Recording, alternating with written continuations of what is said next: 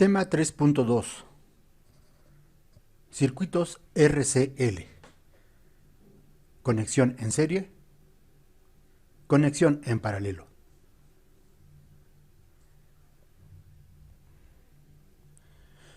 Frecuencia angular omega. La pulsación o frecuencia angular se refiere a la frecuencia del movimiento circular expresada en proporción del cambio de ángulo y se define como 2pi veces la frecuencia. Se expresa en radianes por segundo y formalmente se define con la letra omega minúscula a través de la fórmula omega es igual a 2pi f, donde la frecuencia f es el número de oscilaciones o vueltas por segundo que se realizan. Por lo tanto, de acuerdo a la relación omega es igual a 2pi f, tenemos que para calcular la reactancia inductiva hacemos reactancia inductiva es igual a omega L, que es igual a 2pi f L, porque omega es igual a 2pi f. Y para calcular la reactancia capacitiva hacemos xc igual al inverso de omega c, que es igual a 1 sobre 2pi fc. Para lo cual primero tenemos que definir qué es xl y qué es xc. Reactancia inductiva o reactancia capacitiva.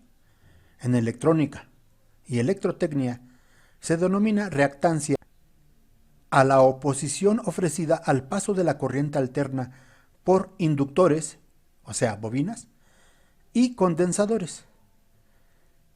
Se miden ohmios y su símbolo es omega.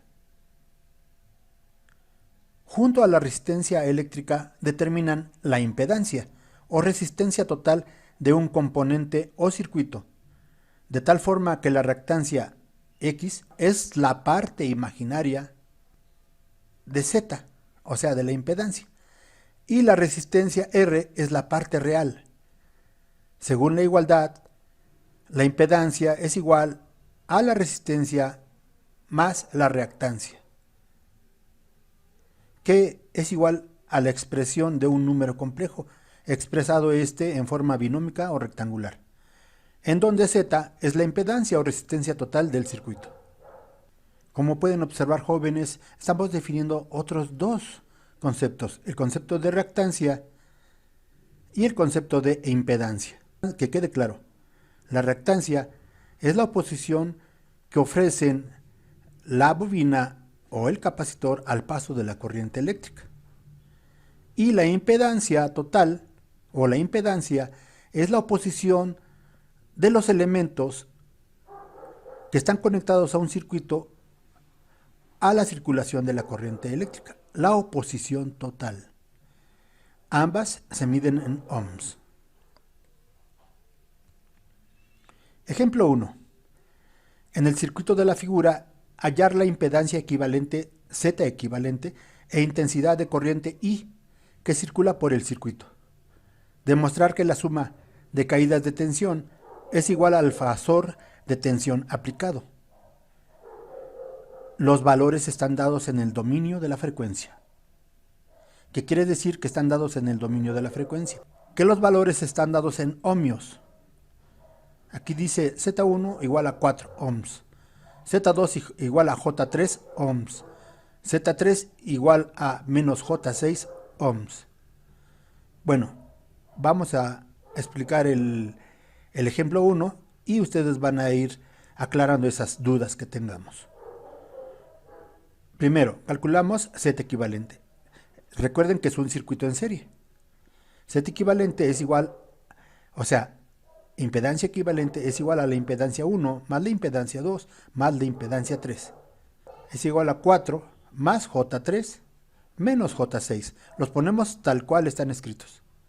Si hacemos reducción de términos semejantes, vamos a ver que quedaría igual a 4 menos J3. porque aquí se efectuó una resta o una suma algebraica.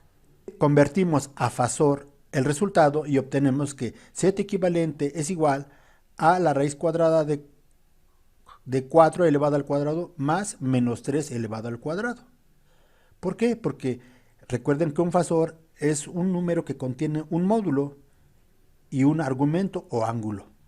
Y por medio del teorema de Pitágoras estamos calculando el módulo. Y phi es igual a la tangente inversa de la parte imaginaria sobre la parte real. Si ustedes dividen la parte imaginaria, que es igual a menos 3, aquí está, menos 3, sobre la parte real, que es igual a 4, y le sacamos la tangente inversa, nos va a dar un ángulo negativo, igual a menos 36.9 grados. Por lo tanto, el fasor impedancia equivalente es igual a 5 de módulo, ángulo de menos 36.9 grados. Ohms. Todos estos son ohms. Número 2. Calculamos la intensidad I, con lo que I es igual al voltaje sobre la impedancia equivalente. Recuerden que I es la corriente. ¿Por qué tenemos las flechitas aquí arriba? Porque eso indica que es un fasor que tiene un módulo y un ángulo. ¿De acuerdo? Como ya tenemos expresado el valor del voltaje como un fasor, aquí arriba tenemos que es 100 volts, ángulo de 0 grados, y acabamos de calcular la Z equivalente, simplemente hacemos la sustitución y decimos corriente es igual a 100 ángulo de 0 grados sobre 5 ángulo de menos 36.9 grados. Hacemos división y hacemos la resta de los ángulos y es igual a 20 ángulo de 36.9 grados amperes. Número 3. Calculamos las caídas de tensión en cada elemento del circuito. Para lograrlo hay que convertir las impedancias a polar. ¿Cómo se hace eso? Tenemos que Z1 es el valor de la resistencia. Y aquí le puse Z1 o impedancia 1 es igual a 4 ángulo de 0 grados. ¿Por qué 0 grados? El ángulo de 0 grados es porque en una resistencia la corriente y el voltaje están en fase. Z2 o impedancia 2 es igual a 3 ángulo de 90 grados. El ángulo es de 90 grados porque en una impedancia inductiva adelanta el voltaje 90 grados con respecto a la corriente. O sea, el voltaje adelanta a la corriente 90 grados. Por eso se le pone el ángulo de 90 grados. Z3 es igual a menos 6 ángulo de menos 90 grados. El menos 6 ya lo teníamos dado como valor. Y ángulo de menos 90 grados, ¿por qué? En la impedancia capacitiva el voltaje está atrasado con respecto a la corriente 90 grados. Así tenemos que voltaje 1, o sea, caída de tensión en la impedancia 1 es igual a impedancia 1 por corriente total. Ustedes saben que la corriente en un circuito serie es la misma en todas las partes del circuito. Y hacemos una multiplicación de fasores. Recuerden que en una multiplicación los módulos se multiplican y los ángulos se suman. 20 por 4, 80. Ángulo de 36.9 más 0 grados queda como 36.9. Y eso me da volts, porque son ohms por amperes y me da volts. La caída de tensión en la impedancia 2 es igual a la impedancia 2 por la corriente. 20 por 3, ángulo de 36.9 grados más 90. Igual a 60 con un ángulo de 126.9 grados y volts. La caída de tensión en la impedancia 3 es igual a la impedancia 3 por la corriente, que es igual a 20 por menos 6. Ángulo de 36.9 más menos 90 grados. Hay que poner esto entre paréntesis para que posteriormente digamos más por menos da menos. Y me da 120, ángulo de menos 53.1 grados volts.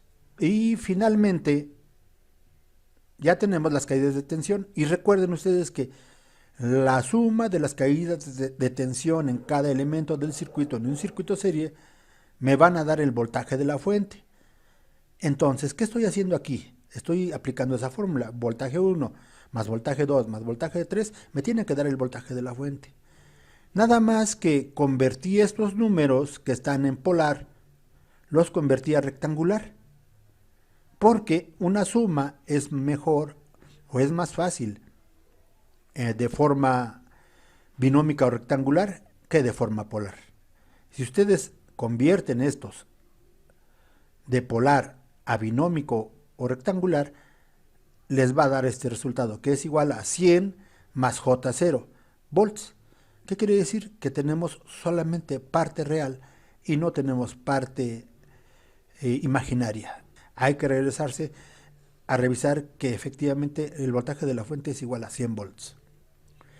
Aquí hay una nota. Si queremos demostrar que la suma de las caídas de tensión es igual al voltaje aplicado, hay que convertir los fasores de voltaje a su forma rectangular, ya lo había explicado, para efectuar la suma.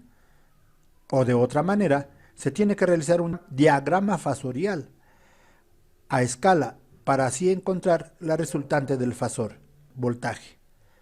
Hagan esto con los módulos y los ángulos de cada fasor de caída de tensión.